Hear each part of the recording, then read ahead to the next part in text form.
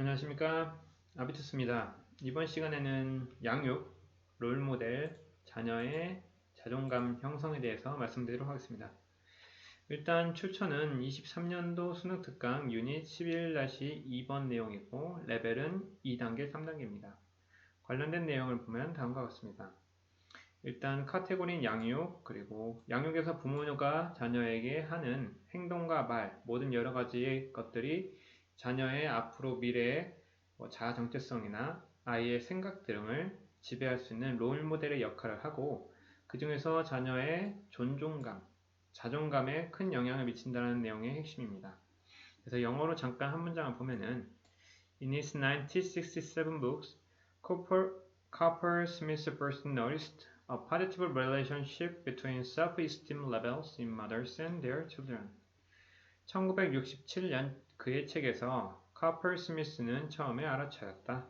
긍정적인 상관관계, 그 자존감의 수치, 부모와 그들의 아이에서. 즉, 카퍼 스미스라는 사람이 처음에 자기에 쳐서 1967년도에 첫째 어머니와 자녀의 자존감 수준 사이에서의 정적 상관관계에 대해서 언급을 했는데요. 여기에서 간단하게 내용을 보면 부모가 실제로 자신의 어려운 과제, 갈등 및 쟁점을 처리하는 방식을 통해 자녀에게 자존감에 이르는 길을 보여준다. 즉, 부모가 부모의 행동이 자녀의 자존감에 미치는 영향에 대해서 말씀을 드리는 거죠. 관련돼서 세부적인 내용을 보면은 일단 부모의 롤모델이 자녀에게 어떤 영향을 미치는가에 대한 내용입니다.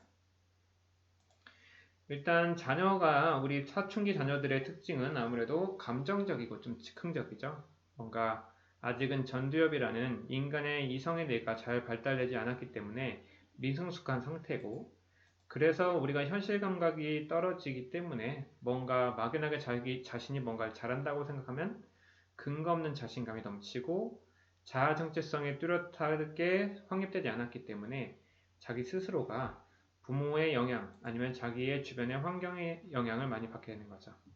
주제는 부모의 문제 상황 대처가, 부모가 어떤 문제 상황을 의연하게 대처하는 것이 자녀의 자존감 형성에 미치는 영향을 언급하고 있습니다.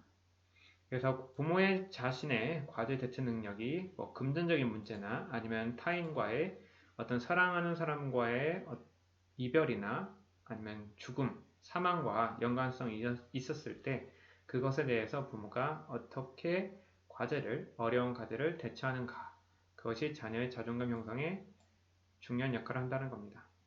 그래서 여기서 다루고 있는 내용들은 첫 번째, 부모가 어려움을 피하지 않는다라는 것. 둘째, 구체적인 대안을 제시한다는 것. 부모가 어떤 상황에 닥쳤을 때 이 문제를 어떻게 해결해 나가는 것인가에 대한 감정적인 것이 아니라 어떤 이성적인 행동을 통해서, 그리고 부모의 롤모델은 아이에게 언어로서 작용되는 것이 아니라 행동으로서 작용된다는 것이 그 핵심입니다. 관련돼서 추가 정보입니다.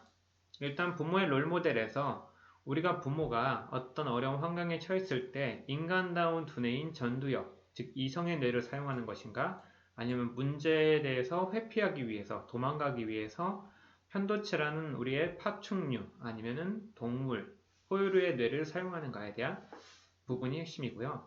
그리고 부모의 롤모델은 총 4가지 영역으로 나눌 수가 있습니다. 첫 번째, 언어 능력. 언어 능력 중에 부모가 사용하는 구사하는 언어, 어휘력이 아이의 지능과 지적 능력에 상당한 영향을 미치고요.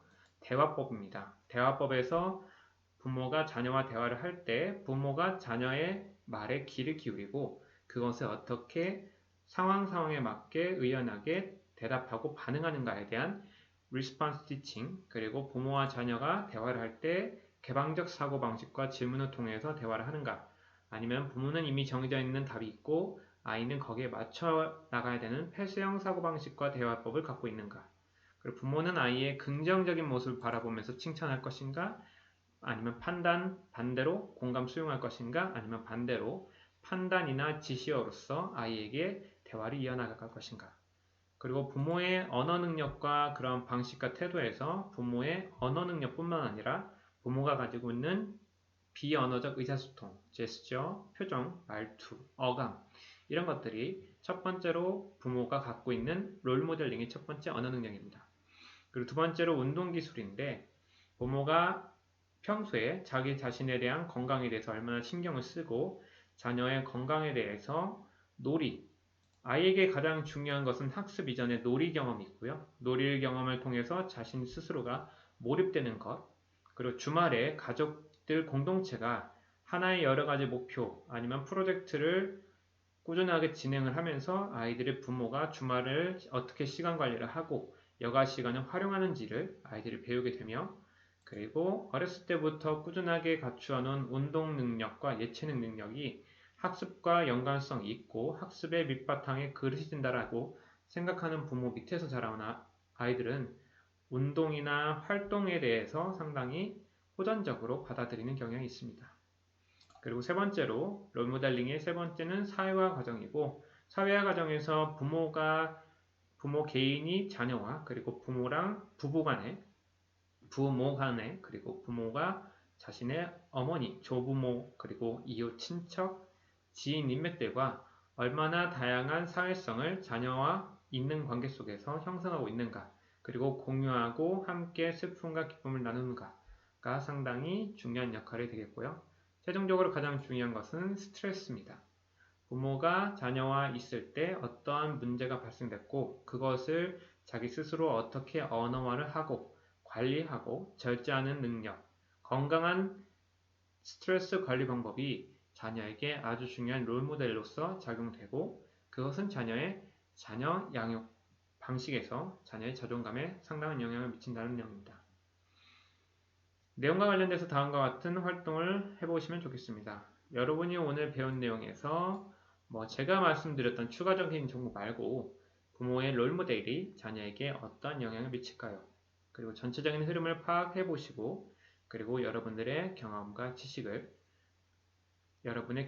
연결해 보시고 그리고 만약에 여러분들이 지금 시청하고 있는 부모님이시라면 아이에게 나는 어떠한 롤모델을 하고 있으며 만약에 이 영상을 보고 있는 자녀라면 나는 부모를 통해서 무엇을 얻고 있고 부모를 어떤 부분에 담고 있는가 혹시 만약에 자신이 부모가 가지고 있는 부정적인 부분과 습관에서 벗어나고 싶다면 자신이 어떤 행동을 취해야 되는가에 대해서 한번 생각해 보면 좋겠습니다. 감사합니다.